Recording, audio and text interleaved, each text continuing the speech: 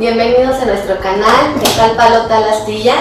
Yo soy Tania Zubire, soy psicoterapeuta psicoanalítica de niños, adolescentes y adultos y trabajo también a partir de la psicoterapia de arte.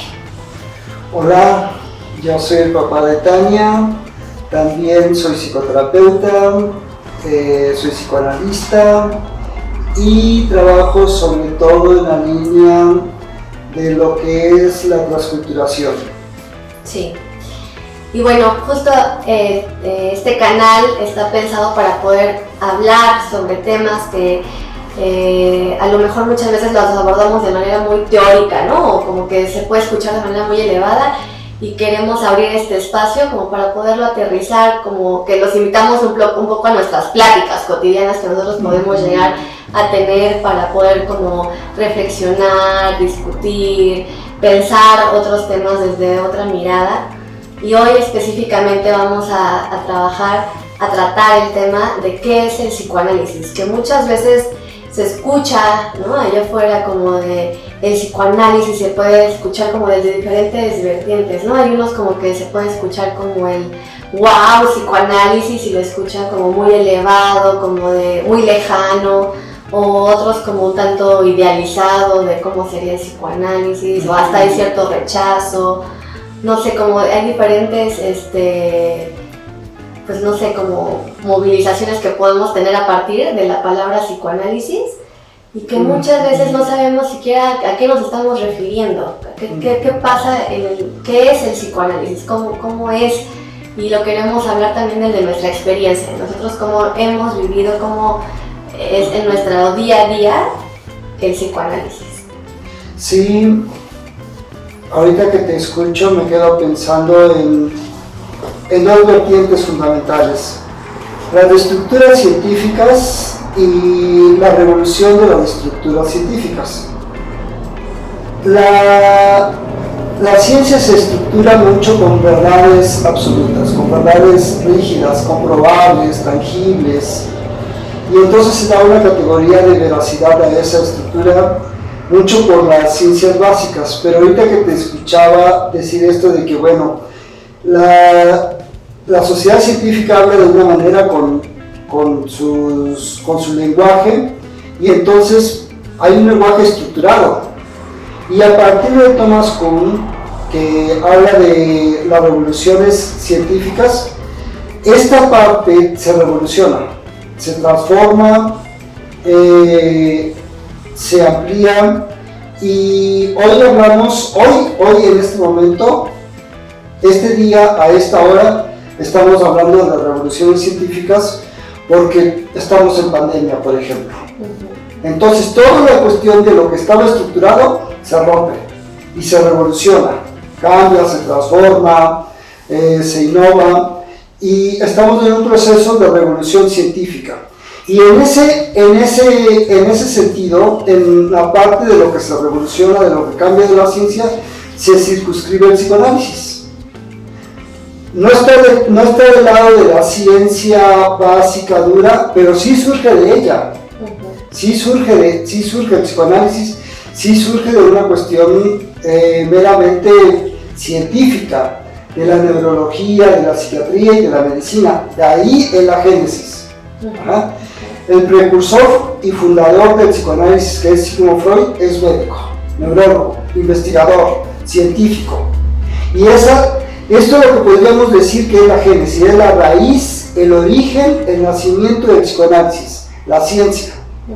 Pero hoy día, a esta hora, tenemos la revolución científica, de donde ya hay un cambio en esta visión del psicoanálisis científico, del que sí surge el psicoanálisis, derivado de la neurología y derivado de la medicina y derivado de la psiquiatría, que ahí se deriva, de ahí viene, de ahí se ramifica y emerge como ciencia autónoma.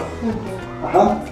Y logra su autonomía a partir de que tiene su propia teoría, su propia metodología y su propia técnica. Ajá. Por eso tiene autonomía científica, tiene un lenguaje propio, tiene unos preceptos propios, tiene su epistemología propia, tiene su bagaje propio, tiene sus técnicas propias y tiene su metodología propia. Ajá. Desde esta visión de autonomía científica es como surge la cuestión del psicoanálisis. La palabra psicoanálisis en sí es un neologismo, no existe. Ajá. No había otro referente. No había otro referente, o sea, como palabra en sí, el psicoanálisis, como lo concibe Freud, es esta relación entre lo psicológico y lo neurológico. Ajá. De este híbrido, de esta confusión, es que Freud dice, a ver, esto es neurológico, el proyecto de 1895. Es meramente neurológico. Meramente neurológico. Los estudios sobre la histeria, 1885, es meramente neurológico. Sí. Ajá, neurológico. Pero él se va dando cuenta que existen otros componentes que son psicológicos, que son del pensamiento, que son de la conducta, que son de las emociones, y este componente neurológico y psicológico, que dice esto es psicológico, ajá, que ya en la época de Freud, un filósofo que es Søren Kierkegaard, habla de los componentes psicológicos. Ajá. Y hace la distinción justo entre lo que sería algo que le atañe a la psicología y lo que atañe a otras corrientes como la filosofía. Y a otras corrientes como la filosofía, desde la lectura de Kierkegaard. Freud dice, mis estudios sobre histeria son neurológicos. Toda la cuestión de los estudios de la histeria tiene el componente neurológica de las neuronas pasaderas, de impasaderas, de las neuronas perceptuales, todo neurológico, todo a nivel neurológico.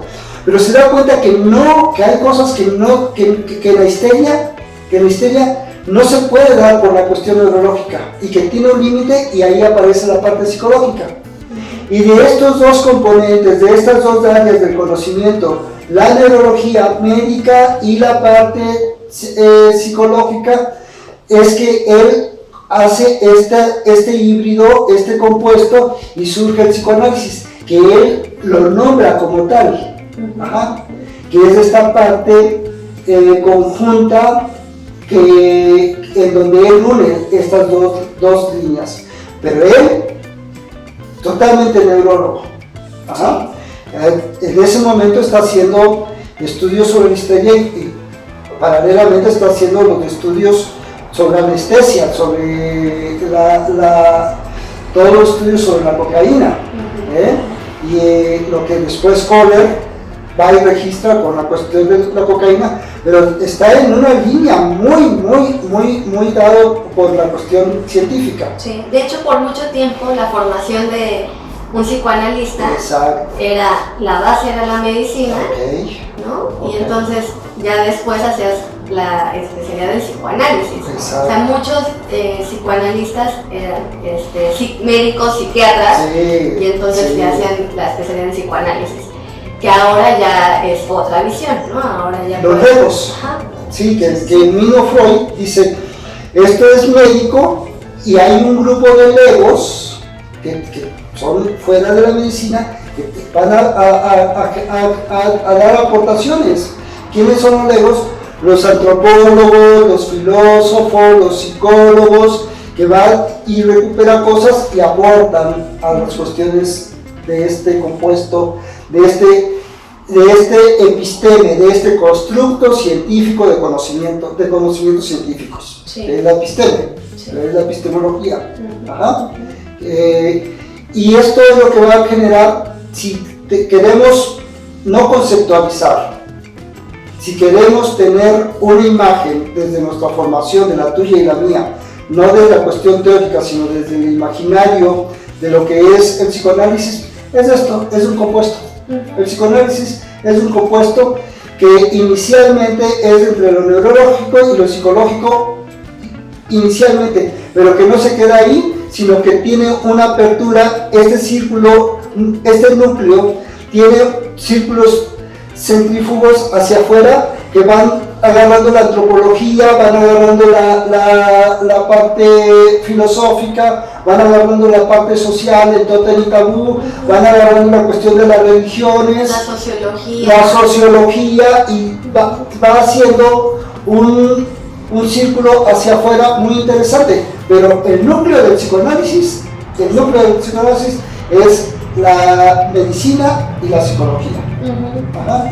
Y no es que nosotros lo creamos, la evidencia histórica del psicoanálisis es 1885, estudió sobre histeria, 1895 el proyecto de psicología para neurólogos. Ajá.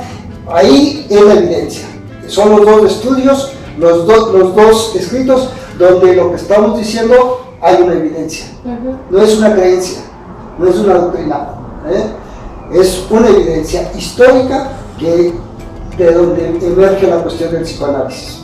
Y ese sería como el cimiento del psicoanálisis. ¿Tú cómo lo ves desde tu visión?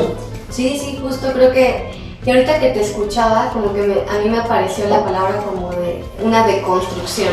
Wow. ¿No? Como a partir de esta parte científica, como médico, antropológico, se va haciendo una deconstrucción, y que justo eso es lo revolucionario también del psicoanálisis, ¿no? Como que es muy disruptivo, creo que por eso también puede causar como mucho movimiento, porque desde esa época don Sigmund Freud vino a hacer una ruptura, lo había conocido.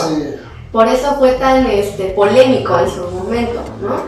Porque vino a hablar sobre la sexualidad infantil, vino a hablar sobre conceptos que no se habían hablado antes, el inconsciente, la interpretación de los sueños, y que por ahí justo es donde va haciendo pues cómo va circulando a partir de todo esto nuevo, ¿no? Que es la aportación de Sigmund Freud, que es un corte a todo lo que venía siendo conocido tanto en el discurso médico como en la psicología de su momento, y que hasta la fecha pues yo creo que habrá ocasiones en donde puede resultar así como muy confrontativo el discurso psicoanalítico.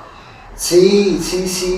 A mí lo que me gusta mucho de estas pláticas es la asociación libre, donde vamos construyendo a partir del discurso mismo, de la estructuración misma. Ahorita mencionaste dos conceptos que son muy importantes. La deconstrucción, que es un neologismo de Jacques Derrida, un filósofo francés, que habla de cómo no hay una cuestión de un concepto tal cual, sino hay una relatividad sobre la cuestión del concepto. O sea, el psicoanálisis, no en su autonomía, también tiene un relativismo con la cuestión del constructo de otras ciencias, la antropología, la sociología, la psicología, la neurología, la psiquiatría, y se va deconstruyendo, se va haciendo, no construyendo, sino deconstruyendo en su comprensión en estas partes. Y esta parte disruptiva, que se rompe un paradigma, que rompe los paradigmas, que rompe las visiones, que rompe las verdades, y que genera, a partir de la parte disruptiva, se comienza a innovar. En el momento que tú llegas a un proceso disruptivo, en ese momento de la disrupción empieza la innovación. Y el momento en que Freud, en la sociedad vienesa científica, ortodoxa, en donde los congresos médicos se discutían ensayos sobre la cuestión de casos médicos, Freud comenzó a romper la línea del organicista y comenzó a meter la cuestión de lo sexual. Bueno, hizo una ruptura con la cuestión de esta sociedad, de esta creencia, de este modelo científico, y comienza a innovar y a decir, porque Freud, algo que le impacta mucho fue ir a Francia y ver a Charcot. Ese momento para Freud es un parteaguas. sale de Viena, se va a Francia a hacer estudios en el hospital Saint-Pierre, y ahí conoce a Charcot, y entonces esta parte de ver cómo a través de la sugestión, que es la hipnosis, hace que esos enfermos que él evidencia médicamente que no tenían un mal orgánico, entonces comienza a tener este proceso sugestivo de la hipnosis, y no se vuelve, no sigue del todo la línea, pero ahí Freud llega a la sociedad vienesa y expone lo que están trabajando en Francia y lo tiran de loco. Y entonces, pero ya viene a hacer esta disrupción, esta ruptura con la cuestión de este saber ortodoxo, estricto, rígido, y comienza a generar otra visión, la visión francesa. Y de ahí comienza todo el proceso ya con sus casos de Ana O y toda esta situación, en donde junto con Breuer, Minor comienza a ver que hay cosas diferentes a lo que se habían formado ellos como neurólogos, y comienza todo este proceso en donde se va haciendo repito, el término episteme, este constructo científico del psicoanálisis. Interesante. Sí, súper interesante, porque creo que pocas veces nos ponemos a identificar hasta el origen, y justo en psicoanálisis hablamos de nuestro origen. Sí. No nos vamos como al tanto como en este momento qué te está pasando, sino también rasgamos en el origen de cada uno. Justo hace un momento tú y yo hablábamos de algunos casos y que nos cuestionábamos el tema hasta del nacimiento, ¿no? De cómo había sido el nacimiento. Sí. Entonces, a pensarlo así también en el psicoanálisis, pensar en el origen, nos lleva también a vivirlo distinto, a poderlo como acomodar diferente, ¿no? Y bueno, creo que parte también importante de lo que aporta el psicoanálisis son estas nuevas visiones, ¿no? No tanto como en un movimiento como de justo lo que es tangible, lo que se puede ver, sino que de lo que Freud hace como el hilo, como base, es esto del inconsciente. Wow, ¿no? Sí. Justo, ya acabas de meter ya un componente per se del psicoanálisis, el inconsciente, el estudio del inconsciente humano. Freud dice, hay estructuras, hay componentes que no pasan por la conciencia, que no pasan por todo el proceso neurológico de la conciencia, y que fueron emociones, vivencias, recuerdos que fueron reprimidos y que se fueron su primer modelo para poderlo, el primer modelo de entendimiento de la mente humana freudiano, del psicoanálisis tal cual, es la primera tópica, el primer modelo que habla de consciente, preconsciente e inconsciente. Lo consciente es la parte de la mente que tiene relación con el exterior a través de las neuronas perceptuales. Todo lo que viene a la percepción viene y existe un proceso de reacomodación y bla bla, y hay una respuesta enseguida. La cuestión preconsciente son con aquellas cosas que están en el resguardo, que están en vigilancia, pero que una vez que uno hace preguntas como, a ver, ¿te acuerdas cuando ibas en el kinder? En la conciencia es, ¿qué hiciste hoy? ¿Qué hiciste ayer? ¿Qué hiciste en la mañana? ¿Qué hiciste la semana pasada? Esa es la conciencia, la memoria a corto plazo. Pero la memoria a largo plazo, que no lo tienes tan a la mano, lo tienes que rescatar. Lo tienes que rescatar. Eso que dijiste, ese término de rescate, es del preconsciente, que está en otro lugar. En el lugar que hay que hacer un esfuerzo, pero que uno lo puede recobrar, con un esfuerzo, sí. Con un esfuerzo. y el inconsciente no lo recuerdas. In es no, el prefijo in es no. ¿Ah? Lo que no está en la conciencia, todo lo que no está en la conciencia es inconsciente. Todo lo que no está en la conciencia es inconsciente. ¿No? Por eso, en la metáfora del iceberg, el iceberg es lo que se ve, lo que se puede recuperar del iceberg con el oleaje y que puede salir a la sombra es el preconsciente, y todo aquello que no se ve, del iceberg que está en el agua, todo eso es el inconsciente. Que en su mayoría, ¿no?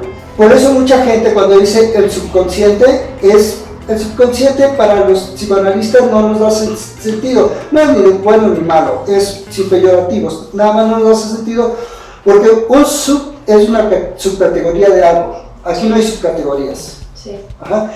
El inconsciente no es una subcategoría como el subdirector o el subgerente, no, aquí no hay, aquí hay consciente, preconsciente e inconsciente, y desde la visión psicoanalítica nosotros trabajamos más con este espacio del inconsciente. Esto que sobre todo lo hablan los bestsellers y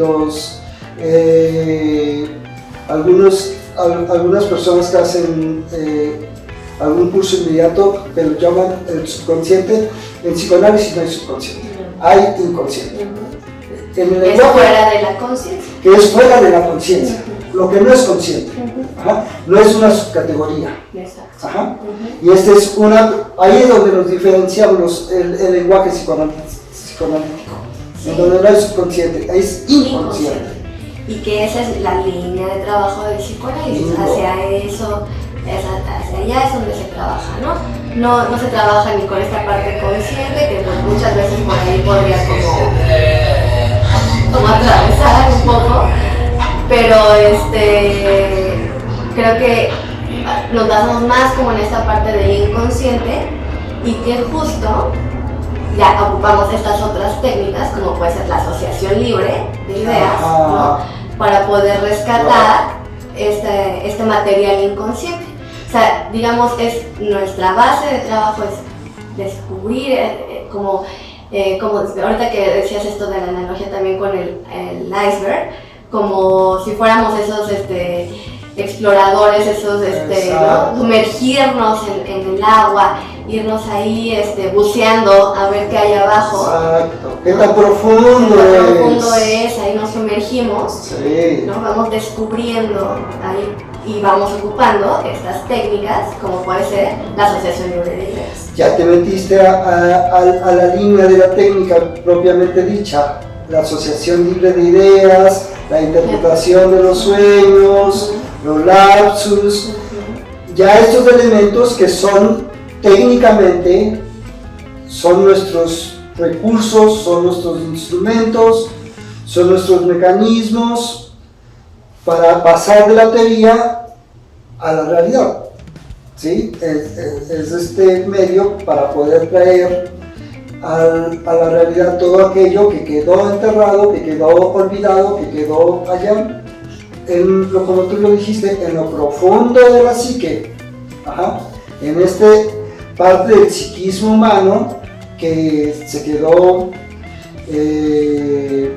enterrado, que se quedó encriptado, sepultado, que no está al alcance de la memoria, que no está al alcance del recuerdo, y que nosotros a través de técnicas, que no quiere decir que no esté, y que nosotros lo rescatamos cuando hay un lapsus y es que quería decir esto. Yo tenía un paciente, ahorita recuerdo rápidamente de un paciente que quería hablar de su hija y estaba hablando, y él sin darse cuenta había dicho una y otra vez mamá en lugar de hija. Y entonces cuando le muestro que estaba hablando que al querer hablar de su hija estaba hablando de su mamá, él cayó en cuenta, dice, pues es que las dos son iguales, me tengo que hacer cargo de una y de otra, y que la mamá en la parte inconsciente la sentía, que también ya se la había convertido en otra hija, a la que tenía que cuidar, a la que tenía que vigilar, a la que tenía que educar, ya, pero es este mecanismo que nosotros rescatamos a través de los lapsus, o a través del sueño. Y el sueño nos trae símbolos, y entonces el material onírico, que así lo llamamos, material onírico, vamos revisando ese material y vamos viendo los símbolos que se van formando y los vamos interpretando, no conforme a lo que dice la interpretación de los sueños del metro, que dice: si sueñas con que se te cae una muela, te vas a quedar sin trabajo. No, ahí no, nosotros lo recuperamos conforme a cada paciente, a la historia de cada paciente, lo personal, que es lo vivencial, lo propio, que ya después, en una de las visiones que después vamos a hablar en Lacan, que es un post-freudiano, es los significantes. Pero que aquí, en este momento de hablar del psicoanálisis, en el primer momento del psicoanálisis, que es de 1885 a 1939, en ese lapsus hablamos de un psicoanálisis freudiano. Sí. Sí. Nada más freudiano. Ya después vamos a hablar de los post-freudianos en algún otro momento, posteriormente, y vamos a hablar como ya la cuestión de lo que Freud dio en ese momento, bajo aquellas circunstancias, se viene también a reconceptualizar, a definir, a innovar, a actualizar, y que es lo que conforma lo que nosotros conocemos como el psicoanálisis contemporáneo. Sí. Y creo que también algo bien importante es que el psicoanálisis no es de la generalidad. Cuando hablamos, por ejemplo, de esto de lo inconsciente, no es desde lo general, justo por eso no es como del libro del Sanders, ¿no? Del libro del metro, que no es la guía, ¿verdad? Si te pasa A, entonces es B, sino hablamos del ser. Entonces estamos hablando desde lo individual, no es algo general, no es una receta, no es así como de paso A, paso B, paso C, sino, y hasta cada sesión, ¿no? Con un mismo paciente puedes tener sesiones muy diferentes, y que tiene que ver con la movilización del ser en un momento particular, lo que en ese momento se está jugando, lo que en ese momento está circulando en la vida del paciente. Que ahorita que hablaste sobre el ser, si nos escuchamos de lo que estamos hablando en este momento, Freud habla de la mente humana. El psicoanálisis es un método de investigación que busca explicar el funcionamiento de la mente humana a través del modelo de consciente, preconsciente e inconsciente. Esta es la visión freudiana de la mente humana como médico, como neurólogo. Ya ahorita que tú mencionas la cuestión del ser, ya es una visión, el ser es la línea ya más filosófica, donde justo esto que tú mencionaste con mucha claridad de la deconstrucción corresponde a la visión de Derrida, de Jacques Derrida, sobre la cuestión del ser que se deconstruye, con una cuestión ya más analítica, y en donde también, así como en Freud encontramos la parte neurológica y médica con la cuestión psicológica, acá la cuestión filosófica va a estar con la cuestión filosófica, psicológica y psicoanalítica, a ser un compuesto mucho más interesante. Sí. Que en otro momento lo vamos a hablar. Ahorita acotándonos, no limitándonos, sino situándonos en la que es el psicoanálisis. Podríamos ir cerrando, si te parece, en la cuestión de lo que es el psicoanálisis, para no quedarnos en hacer, para la gente que nos escucha, una cuestión amplia. Freud, precursor del psicoanálisis, fundador del psicoanálisis, como médico, como neurólogo, trae esta visión de la neurología con la psicología, pero además trae muchos aportes posteriormente de otras ciencias, y que van a explicar la cuestión de una psicología profunda, no existencialista, no conductual, sino profunda, de las emociones, y que va a rescatarlas a través de técnicas como asociación libre, interpretación de los sueños, la cuestión de los lapsus, bla, bla, bla. Pero que va justamente a un objetivo fundamental. El objetivo fundamental del psicoanálisis es la emancipación. Sí. Es hacer consciente de las cosas. Hacer consciente lo inconsciente y liberarlo de esa atadura. Ajá, que se va a manifestar esa atadura a través de las repeticiones, donde no hay autonomía, sino se repiten las cosas. Y muchos pacientes les ¿por qué sigo topándome con los mismos tipos de hombres una vez tras otra? ¿Por qué sigo topándome con las mismas conductas que fueron de mi madre y no fueron propias? Porque fueron inconscientes. Exacto. Ajá. Exacto. Desde ahí me ubicaría yo. Perfecto, y creo que justo por ahí podemos ir cerrando, o sea que el psicoanálisis conlleva este material inconsciente que tenemos que ir explorando porque tendemos a la repetición de él y muchas veces ni siquiera caemos en cuenta de esto porque justo es así inconsciente, y que en el trabajo psicoanalítico traemos estas técnicas para poder apoyarnos y poder explorar qué es lo que sucede ahí en ese inconsciente. Por eso no es situado en algo tan focalizado muchas veces, porque es tan amplio lo inconsciente y tan subjetivo, individual, que no es como lo que decíamos de esta generalidad, ¿no? Sí, yo sumaría, para no dejar en la base del psicoanálisis, lo que es la segunda tópica, la parte del ello, yo y superyo, que corresponde a la teoría freudiana. Sí.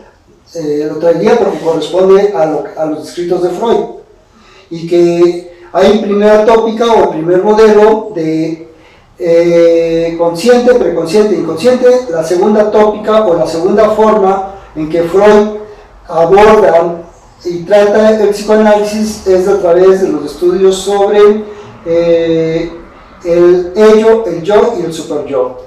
El ello, todo lo que tiene que ver con la cuestión de los impulsos, de los distintos, el yo con toda la cuestión de la razón y el superyo con toda la cuestión de la moral. Y entonces con estos dos modelos explica que con base al modelo de la primera tópica, consciente, preconsciente, inconsciente, y con el modelo de la segunda tópica, ello, yo y superyo, conjuntamente se explica la mente humana. La estructuración psíquica. La estructura psíquica, sí, el comportamiento psíquico, así. Recuperando de manera puntual tu idea, de esa manera, desde el psicoanálisis se entiende este comportamiento psíquico. Exactamente. Ajá. Yo con eso me quedo. Sí, con esa explicación. De todas formas, si ustedes tienen alguna duda, algún comentario, alguna aportación que también nos quieran dar al respecto, déjenlo ahí en comentarios. Nosotros lo vamos a ir rescatando también para que podamos irles dando réplica, y también que pueda hacer esto también como esa conversación, que se unan a nuestras conversaciones. Les agradecemos podernos acompañar en este episodio. Recuerden activar la campanita para que les llegue nuestra notificación cuando subamos nuevos videos. Suscríbanse a nuestro canal y los esperamos pronto. Muchas gracias.